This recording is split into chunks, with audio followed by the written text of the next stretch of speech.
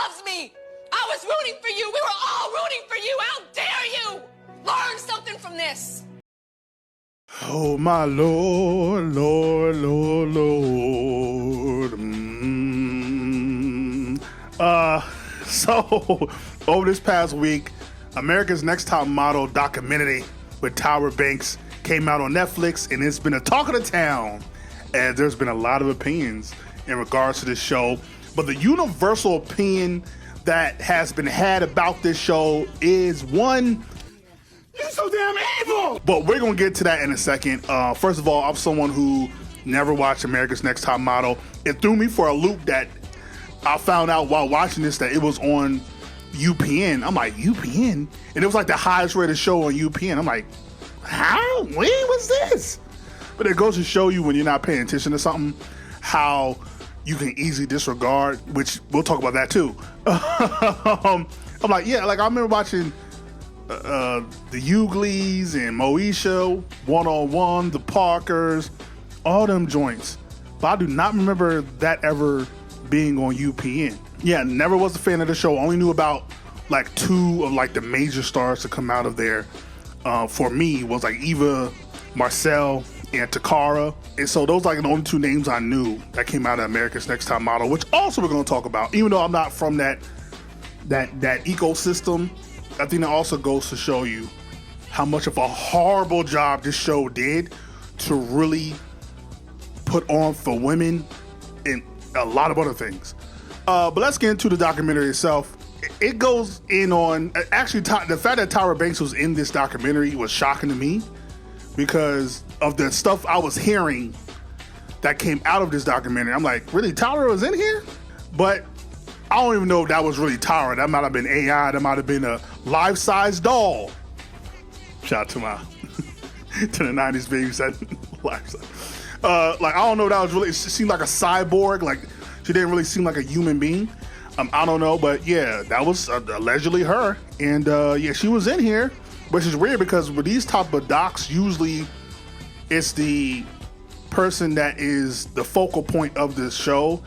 Usually they are the ones that are in control of the production and edit of these type of documentaries when they're involved. And apparently she was not, because boy, did this expose how much of a piece of trash Tyra Banks was. It's a typical reality TV show. Producers have cameras everywhere, and it's a crazy rule to where they're like, unless you're in your bathroom by yourself, which still is a weird sentence, unless you're in the bathroom by yourself, everything will be filmed. And it's like, all right, so we're basically Truman Show in this motherfucker. It's basically the Truman Show. Yeah, so of course they tape everything.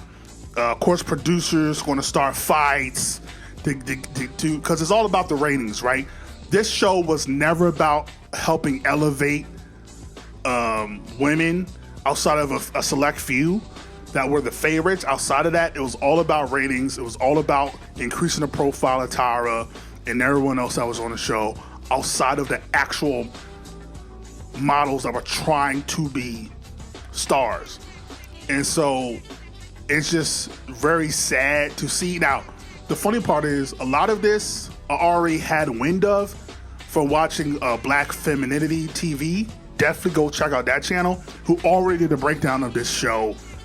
I want to say a couple years ago. It did like a multitude of videos on America's Next Top Model and how it was, and the good, the bad, the ugly.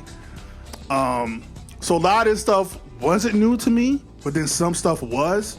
Like, of course, this show, how much it degraded the women's bodies and how much they were just mean, and much the Tyra and the judges were so much, the producers and everyone involved was so much of a bullies and just were so rude and just uncaring and relentless on how much they tried to attack these women's self-esteem. And it was all done in like a test to see, well, who was going to survive the beating, the verbal abuse we're giving these women, because it's a dog-eat-dog world out there, and we have to do it this way because this is how it is, right? And that's the first thing that's like, come on, like you set the rules. You don't have to be like how it was back in the day or how it even is now. Like you can set the precedent of this is how we're going to treat the women. We're not going to completely just dress them down, pun intended. We're not going to completely just attack their bodies and their mental and just have no regard for the comments you make about these women's bodies, from being too big to too skinny to too pale to too dark to you have a wide ass and all that, like all these different things that didn't need to be said. But mostly I think a lot of things were done solely to create great television. Ken Bach, I think that's his name. I think he was like the head guy in charge in regards to the whole production. And boy, this one line he said, which was actually in an interview, it wasn't even on this documentary, to where they showed an interview with Ken, where he said, actually I wrote it down verbatim. It said, the biggest disaster ever is always the best thing. People have 104-degree temperatures, they're throwing up, they need IVs. That's the best news I could ever have. Man, what the fuck is you talking about? What the fuck was that? I'm sorry, I wasn't thinking about it. Now, you can say that was taken out of context, but that was his show. This show was exploiting these women, and these women went through hell, because if anybody knows anything about entertainment, especially modeling, there's so much that goes on to where everything is about your body and how much you're mistreating your body. You're not eating, you're not drinking because you don't want to get bloated. You don't want to. And so a lot of it, these women are going through hell to do this competition show in hopes of being the next top model. No different from America's American Idol, no different from Making a Band, which there were so many similarities to me, especially like Making a Band, how much this felt like, this reminded me so much of Diddy. Like how Tyra and her whole inner circle was talking and the bosses were talking, execs.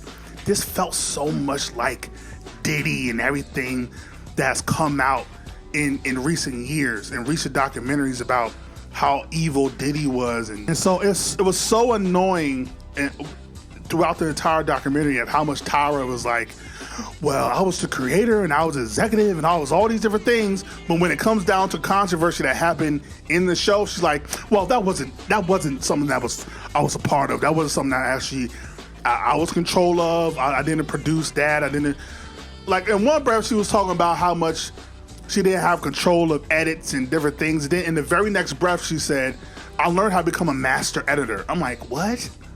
Which one is it, Tyra? Are you in control of what's going on? Are you really editing, or did you not have control? Like, which one? So much like double talk with Tyra, and a lot of the judges just had no type of accountability at all. It's so infuriating. Like, it's hard to like try to break down the different things that I've written down about this show, because I'm just so, it's not even shocking, it's just so disappointing. Another story about how people that are trying to live their dream, doing everything to sacrifice to live their dream in hopes of becoming famous or trying to create a career in the field that they are passionate and love. And you have people, these vultures that are around you, that all they see is dollar signs. They don't see a human being. They don't see a person. They don't even see, a lot of these women were young adults. They were late teens, early 20s, naive, like didn't know any better. So you preyed upon these young women, again, for betterment of your career and for ratings. And it's just like, hot damn. So yeah, one of the first focuses of the show was Ebony, who I don't know if she made it the entire season. I think she was one of the first, was in one of the first seasons. And again, talk about the colorism and how that was talked about, but not really talked about in regards to dark skinned black women and how they weren't respected. But then you have Shandi. I think that's how I say her name. Shandi. Oh my God. I think she was in the second they call it cycle, the second cycle, where her and the girls went over to Milan and they were doing like this photo shoot, whatever.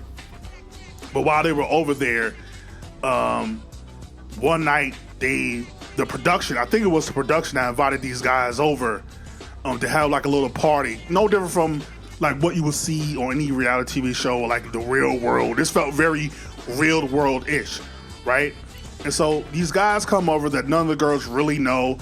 They originally met when the guys took them from wherever spot they were at to do their photo shoot, and it took them on like mopeds or whatever, on motorcycles to their hotel room or to their like, it wouldn't be Airbnb, whatever the place was. And so this one girl in Shandi, who had a boyfriend, she got super drunk and she basically got SA. She basically got sexually assaulted. And the way everyone in this doc talked about it as if it was just happenstance. Like nobody cared. The America's Next Top Model crew taped the whole entire thing to where Shandi, basically they taped her being assaulted, but they was like, well, we didn't know, because she woke up the next morning after not remember anything, but knowing that she did have sex, but just didn't like, she wasn't in the right frame of mind to give consent. And so she wakes up the next morning after the experiences she had the previous night, just in shambles. And you have her, the other contestants on the show, like trying to comfort her and everything. And these evil motherfuckers,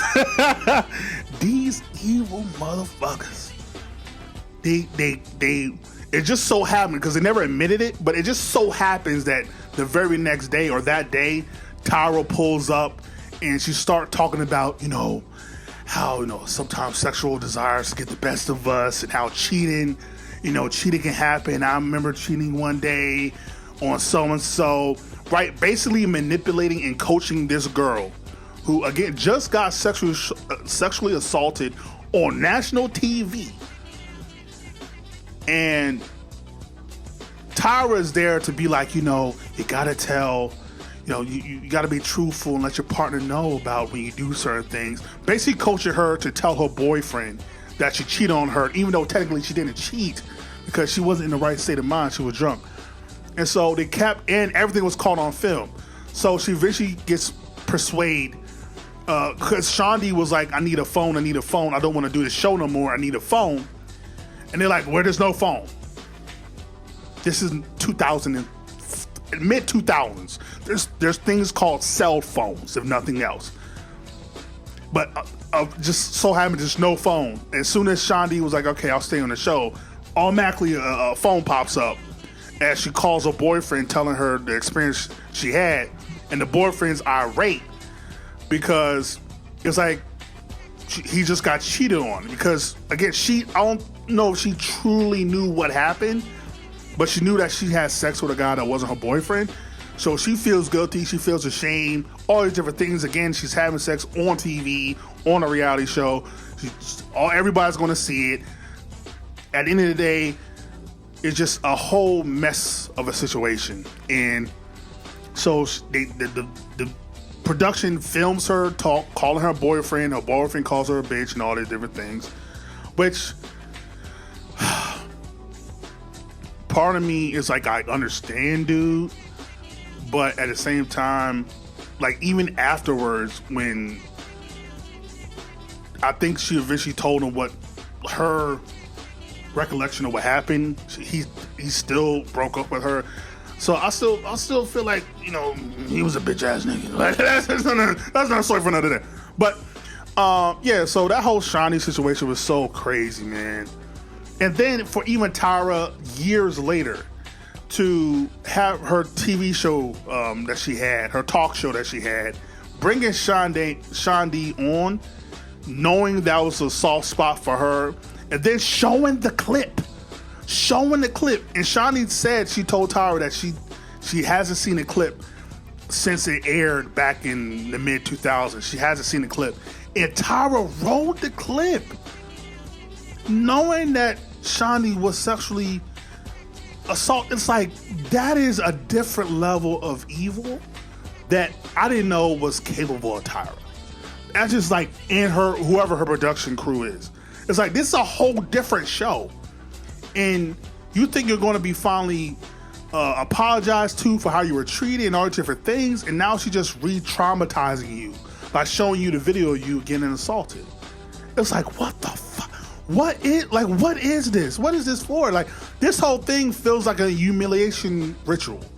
And then we get to some other girls, Danielle, black woman who had a gap in her tooth, or a gap in her teeth, and how she was being constantly told, Tyra was like, I was told that she won't be able to work in it. She won't be able to work in this industry if she keeps that gap. She needs to close that gap.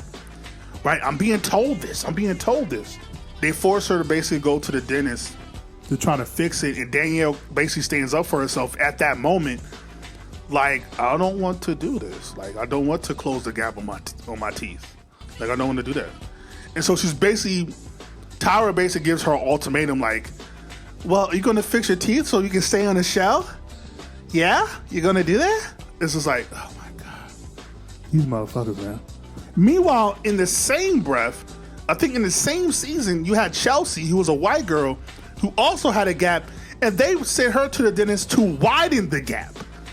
And it goes back to the internal racism within the industry, within Hollywood, to where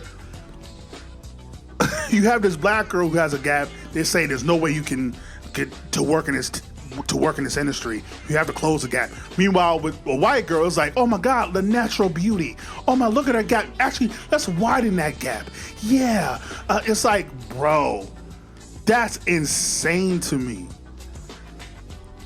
Like, that's just what black women in have gone through the test of time when it comes to fashion, when it comes to just to appearance, like how they get judged and what is deemed the beauty standards that America sets forth, and a lot of everywhere, like Europe sets forth, to what is deemed beautiful, and how America's Next Top Model really ruined a lot of young girls, what they viewed as beauty. A lot of young women, what they viewed as beauty because of what they were telling young women and people that watch the show what beauty is. Again, you have to be skinny.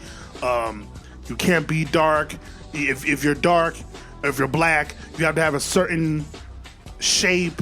Even your teeth have to be a certain way. If you're Hispanic, you have to have a certain shape. Like, it's just like, wow. But the white women weren't safe either. Even like if they weren't a certain size, like something that's not even would even be deemed to be fat or whatever. Like, if you weren't a certain size, you're considered fat. You got to slim down, which will cause so many health problems.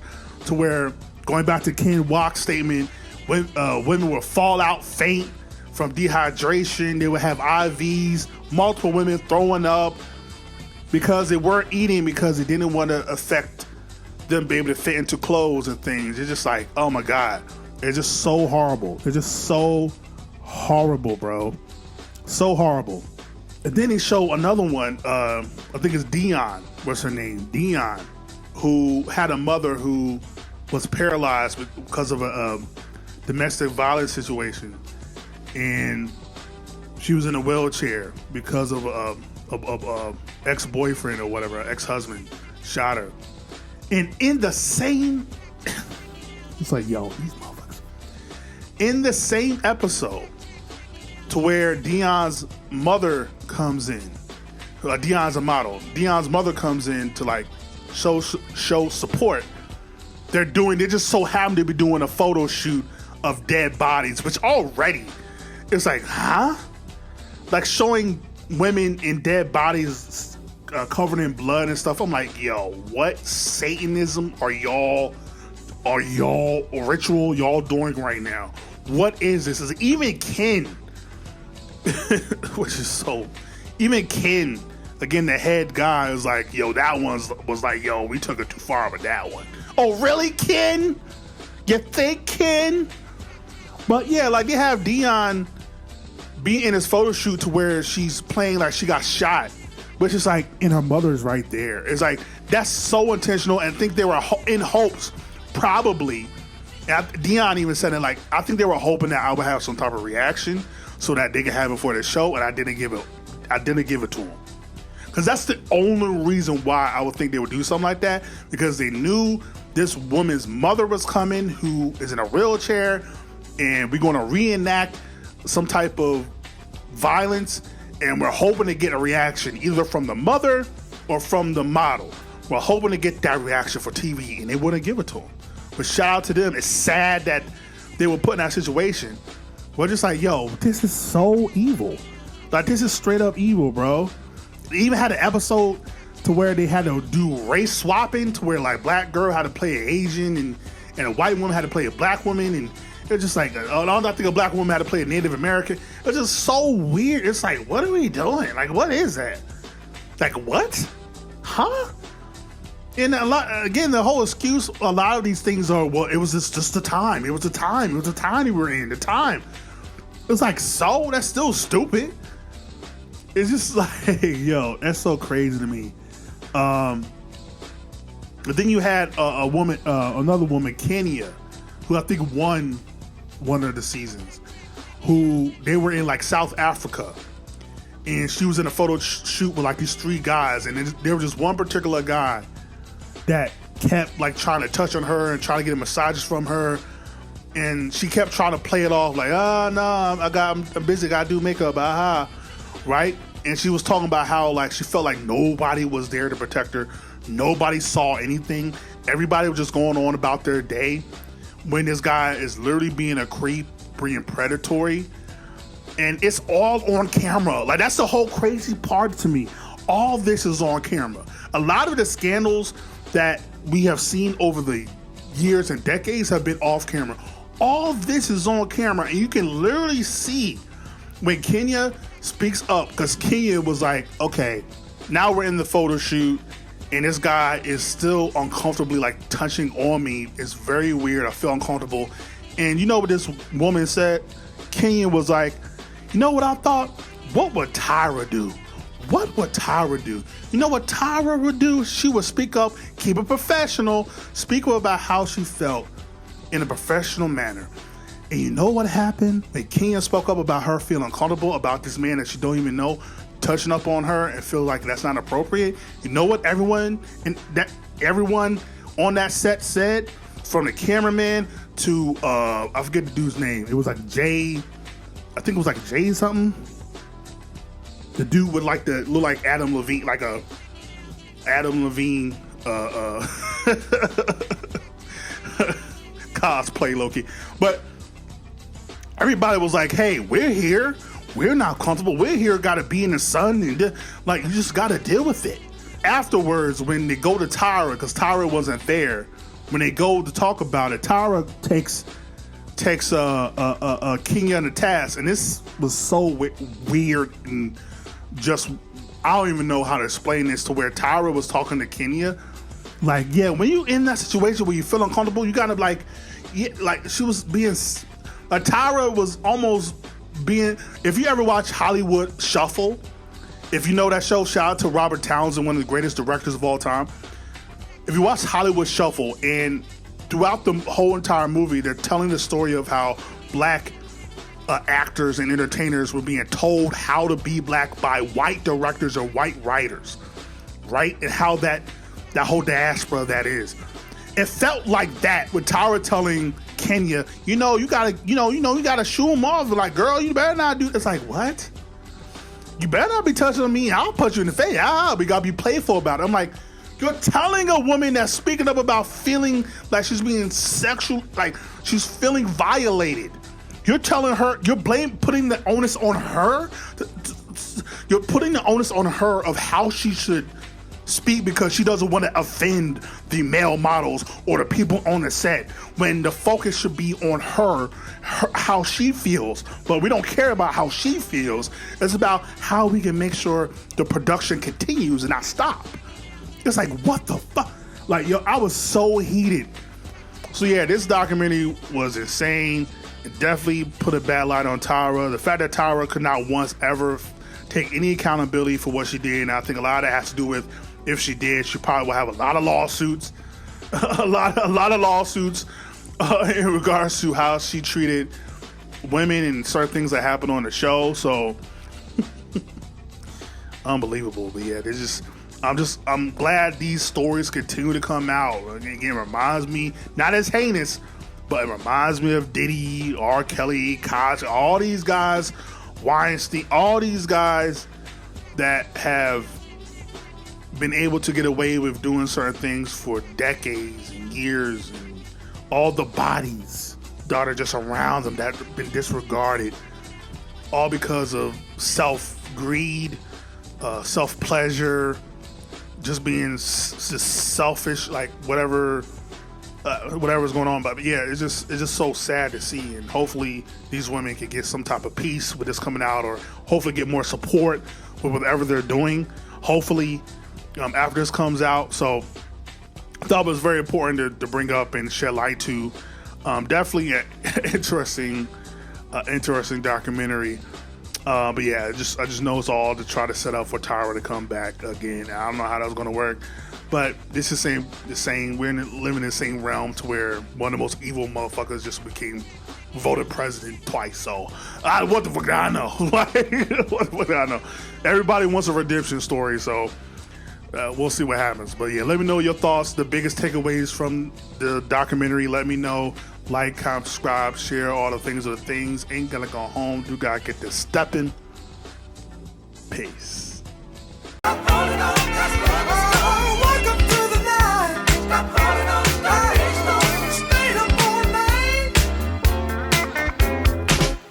Did you tell me this was over? There ain't no use talking it over. Yeah, or can you try to tell me sooner? Tell me it was over.